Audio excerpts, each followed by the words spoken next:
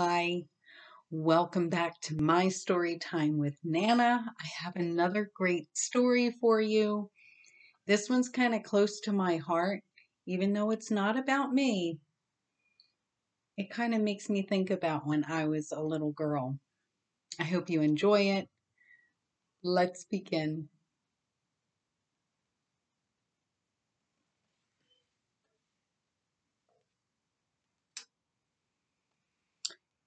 Grandma Tales, Mrs. Lillard. The gray manor was all a twitter. Everyone was getting ready for Christmas. The residents were decorating their rooms while the staff worked busily in the lobby. Penelope walked along the halls and heard someone humming "O Holy Night" in one of the rooms. Peeked her head in the door. There was a woman decorating a small Christmas tree. She was smiling as she placed an ornament on one of the branches. Penelope tapped on the door. "Excuse me," she said. "Oh, hello, Penelope. Come on in," the woman said. "Oh, hello, your tree looks beautiful," Penelope said, coming in. "Thank you," the woman replied. We're allowed to put some of our ornaments on the main tree in the lobby, but I always keep my favorites in here with me. Would you like to help me?" "Oh, I would. Thank you." Penelope looked at the tree and picked up a small ornament. It was a small silver frame in the shape of a snowflake, and there was a picture of a baby inside. "That's my favorite ornament," the woman said. "My name is Mrs. Lillard, by the way. That's a picture of my baby brother, Curtis." "Oh, it's pretty," Penelope told her. "Would you like to hear the story of the ornament?" "Oh, yes," Penelope told her. I sell my paper flowers for stories." "I know," Mrs. Lillard said. "Sit down. Let me tell you my story." Penelope sat on the edge of the bed and watched Mrs. Lillard decorate her tree while she told her story. "My story is about getting my baby brother. Soon you'll be getting a sibling. I heard your mother is going to have a baby next spring. Let me just say, there is nothing like having someone to share vacations, holidays, and good and bad times with. You will love the baby like you cannot imagine." Now, my story starts with an unfortunate event. I was in the third grade, about the same age as you. I was an only child, just like you. I suppose I was spoiled. We weren't rich or anything like that, but anything I wanted, my parents went out of their way to get for me.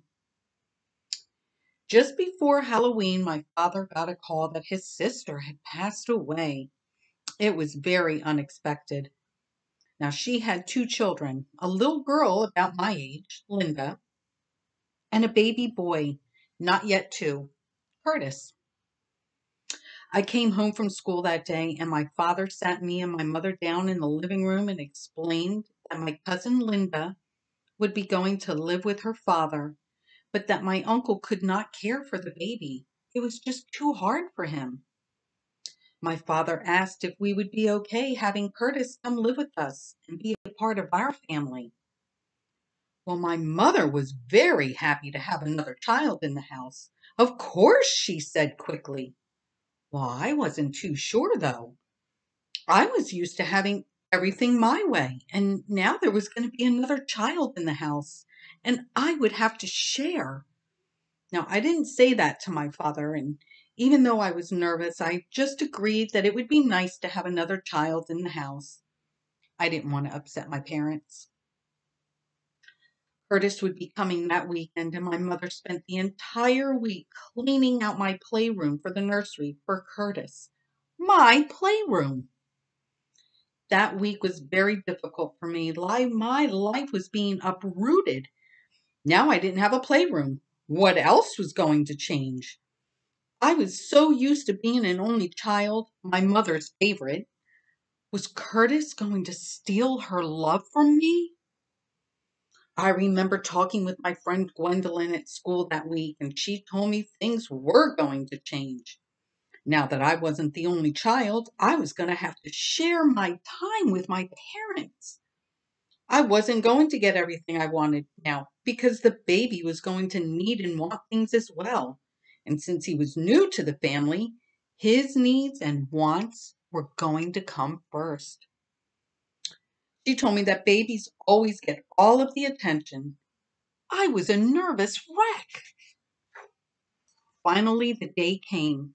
Curtis arrived. I was not happy when my uncle arrived and brought Curtis wrapped in that blue blanket. I remember he kissed the baby as he handed him to my mother and then left. And my mother, she cooed and smiled at the baby. I don't even think I ever saw my mother happier. I was miserable. My mother fawned all over Curtis. Every time he made a noise, she went to him and picked him up. It was as if he was the only one in the house. My father made lunch for me that day, and I don't know about you, but my daddy was not the best lunch maker. My mother was consumed with Curtis. I didn't even want to see him. Shortly after his arrival, my parents told me that Curtis would be a permanent fixture in our family. They would be adopting Curtis, making him my brother. I could not believe it. I did not want a brother. This was ruining everything in my life. So the days and weeks passed, and I tried every way I could to avoid the baby. He was sleeping in my playroom and taking all of my mother's time. He cried a lot and he rarely smiled. Well, all right, that's at least what I remember. But then one night, I heard Curtis in the nursery. It was the middle of the night and my mother and father were sleeping. I waited for my mother to get up and go to him, but she must not have heard him. He was whimpering, not a full-on cry, just little bursts of crying. I climbed out of bed and tiptoed to his room, opened the door slowly, and peeked inside. Curtis was standing in his crib, looking at the door. He smiled when I opened the door and started stomping his feet like he was marching. I walked over and he started jumping up and down. He was so excited to see me. And then he raised his little arms up. He wanted me to take him out of the crib. And I just stood there and looked at Curtis. This was the child who had stolen my mother's love for me, taken all of her time for me, become the center of everyone else's attention. I was not going to pick him up. I was not going to smile, even though he was all smiles, stomping his little legs. But then he put his arms out to me and said, "Up, Kay, up." I couldn't believe my ears. He had not spoken since he had arrived 2 months ago, not one word. "Up, Kay, up."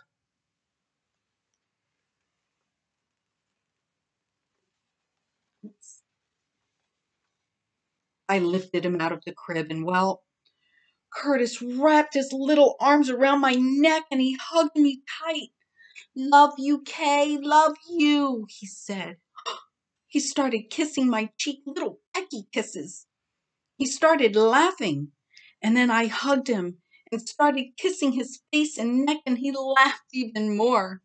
"Love you, Kay, love you." I cannot tell you everything that coursed through my mind that night. How could I have ignored this child?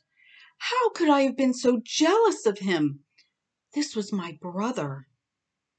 How could I have not loved this little boy? All of these things went through my mind as he kissed and hugged me. I was ashamed of myself for being so selfish. All this little boy wanted was someone to love him. He missed his mommy, and he just wanted someone to hold him, someone to love him. And it turns out he wanted that from me. I was his sister, and he just wanted me to love him. And love him I did. From that moment on, I loved him with all my heart, my sweet Curtis. You see, I was so worried about someone, another child, stealing my parents' love that I didn't think about the love that that child would need. And that night in my brother's room, I felt his love for me, and my love blossomed. We shared everything from that moment on. We still do to this day. I made that ornament for his first Christmas with us. I took the picture and put it in the snowflake frame all by myself. And every year from that year on, it's always the first ornament on my Christmas tree. Oh, Mrs. Lillard, that was a wonderful story, Penelope said. You know, I was so excited when my mommy told me I was going to have a sister, but lately I've been a little worried too. Well, that's only natural. When you've been an only child for so long, Mrs. Lillard said, sitting beside Penelope. But believe me when I tell you, all of those feelings of concern will melt away the moment you hold your new sister in your arms. There is nothing like being a big sister. Penelope gave Mrs. Lillard a hug. I'm so happy you told me that story. I feel so much better now. What color flower would you like? I think I'll choose that blue flower, she said. It will remind me of the day my uncle brought Curtis to us. It will remind me of the day I became a big sister. Penelope handed Miss Lillard the blue flower and gave her a kiss. Thank you again for the perfect story for me. I loved it. Oh, you're welcome. But really, I should be thanking you. You took me back to a time in my life when I was so happy. Penelope left Miss Lillard to find her mother. Turns out she was helping decorate the lobby Christmas tree. Mommy, I just heard the sweetest story from Mrs. Lillard. Oh, really? Was it a Christmas story? She asked. No, well, kind of, Penelope told her. She was telling me about a Christmas ornament she had, but really the story was about becoming a big sister. Oh? Yes, and now I'm really excited about being the best big sister ever. Penelope's mother turned and looked at her. Oh, Penelope, I am excited for you. I know the age difference is a bit much, but I'm certain that as you both grow up together, you will be the best of friends. I know we will too, Penelope said. I can't wait to meet her. The end. Well, I hope you enjoyed tonight's story. I love this story because I'm a big sister. Don't forget to share my stories. Come back again next week because the Grandma Tales is Grandma Tales Mrs. White. And that's me. And that's my story for Christmas. Can't wait to see you. Thanks so much. Mwah.